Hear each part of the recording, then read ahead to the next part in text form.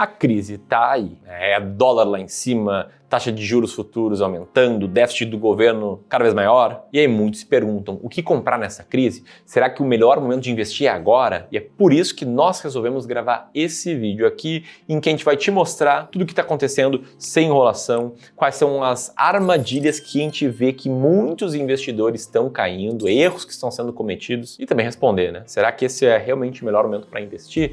E se sim, o que comprar agora? Como saber o que comprar agora? É isso que o Felipe Almeida, meu sócio, vai te mostrar nesse vídeo. Se isso parece interessante, já deixa o like e bora pra ele.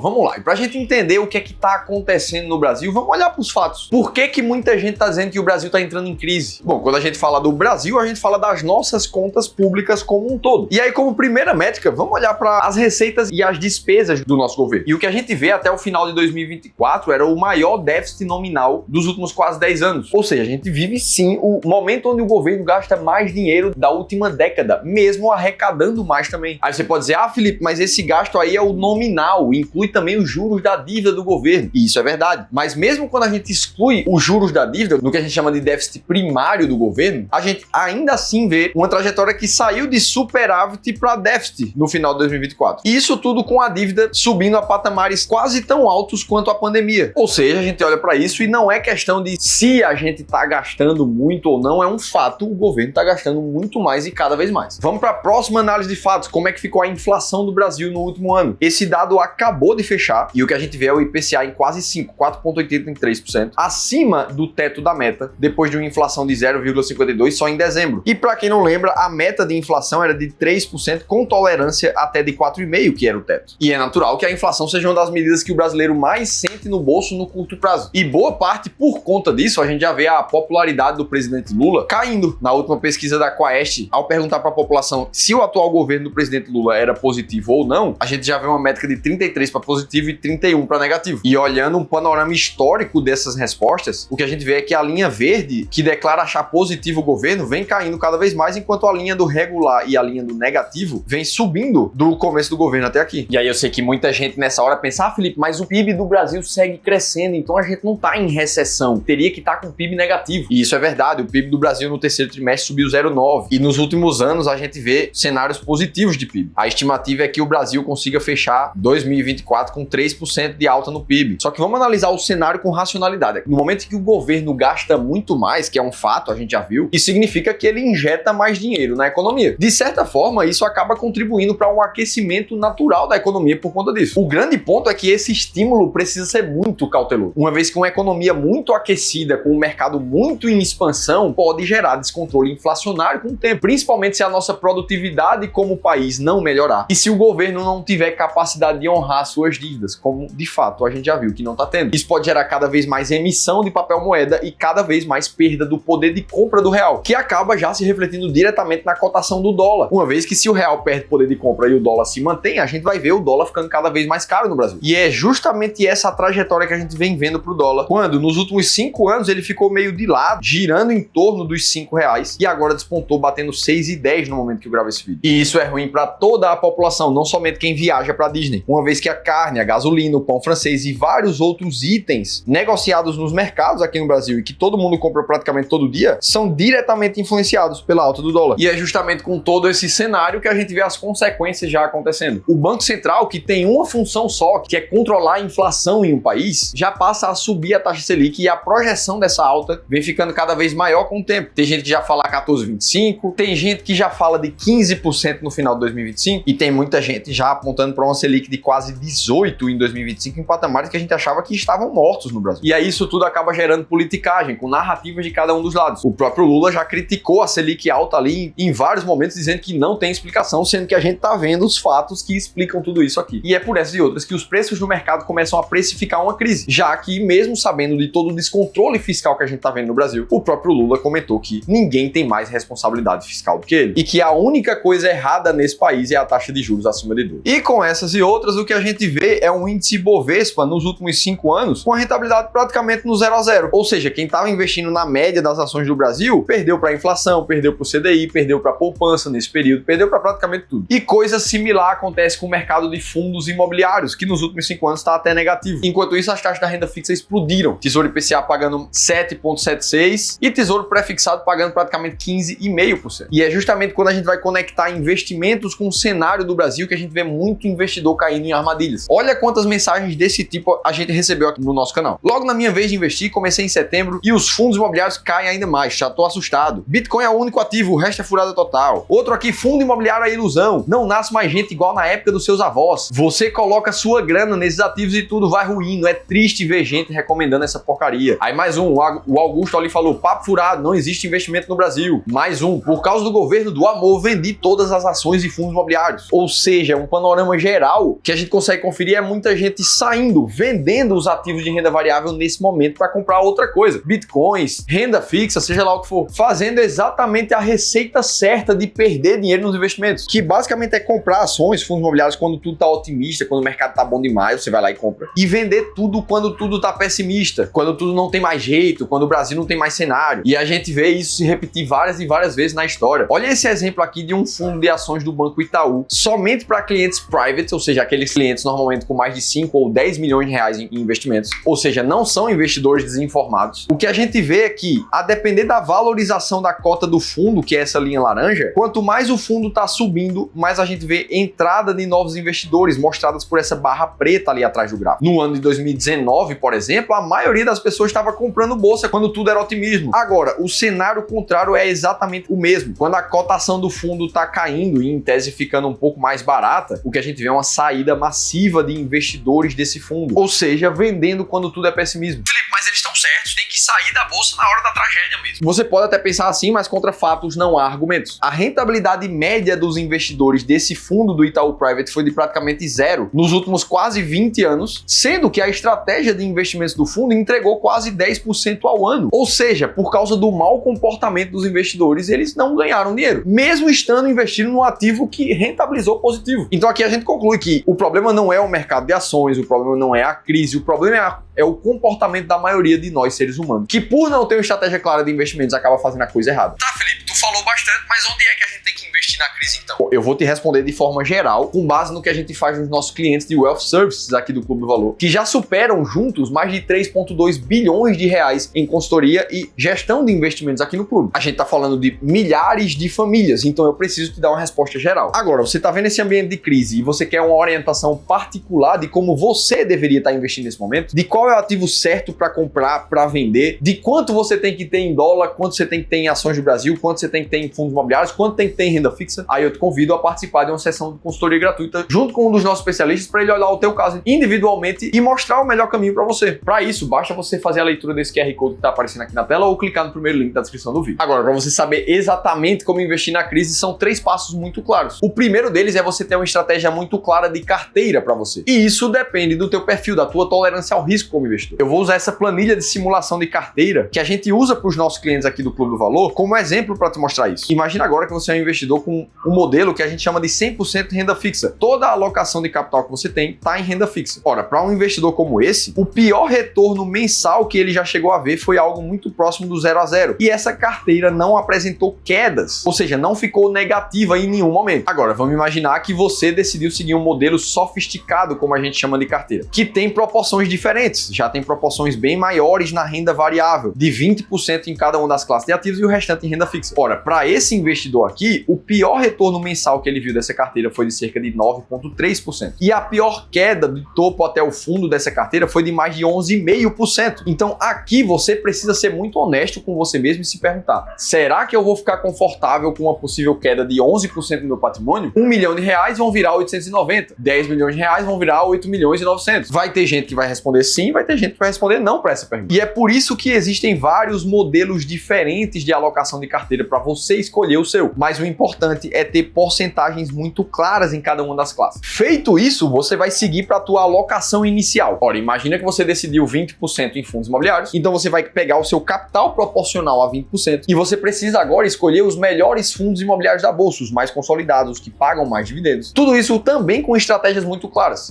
Decidi 20% da minha carteira em ações do Brasil. Ora, se a gente está falando de R$1 milhão, você sabe que é R$200 mil ali em ações do Brasil. Aqui no clube a gente costuma usar a estratégia da máquina de dividendos para ações de dividendos, a estratégia das ações mais baratas da bolsa para comprar as 20 mais descontadas, entre algumas outras. A estratégia para selecionar os ativos é muito importante, mas perceba que você nunca vai passar dos 20% que você definiu, por exemplo. E o terceiro passo para saber exatamente onde investir na crise é o rebalanceamento. A cada 3 meses você precisa olhar para a situação atual da tua carteira e enxergar como é que ela está em termos de proporções. É exatamente esse processo que a gente faz com os clientes de Wealth aqui do clube. E o que você vai ver na prática é que as porcentagens elas vão variando naturalmente. Por exemplo, esse investidor aqui, ele queria ter 20% da carteira dele em fundos imobiliários, mas nesse momento ele tem pouco menos de 19%. Enquanto isso, a parcela de alocação que ele tem em dólar, que deveria ser de 20%, está em 21,8%. Ora, nesse momento já fica muito claro que esse investidor precisa comprar fundos imobiliários e não precisa comprar ativos em dólar. Então, os próximos dividendos e aportes dessa carteira devem ir mais para fundos imobiliários e para classes deslocadas. E assim já é o primeiro passo para você saber sempre exatamente o que comprar e o que vender dentro dessa crise. Beleza, Felipe, entendi, mas eu quero saber o que é que vocês acham que vai acontecer. Sinceramente, é nesses momentos que tá todo mundo falando que o mercado não presta mais, que não tem mais saída para o Brasil. São os melhores momentos historicamente falando para investir. Basta a gente olhar para 2016, por exemplo. As notícias que a gente tinha em janeiro de 2016 eram o desastre da economia brasileira. Dilma admite que subestimou o efeito da crise. Crise era marolinha, mas virou onda porque mar não serenou. E aí quando a gente vai para os fatos, de janeiro de 2016 para frente, que é quando aquelas notícias saíram, a gente viu a bolsa até hoje valorizar cerca de 212% e no ciclo que ela teve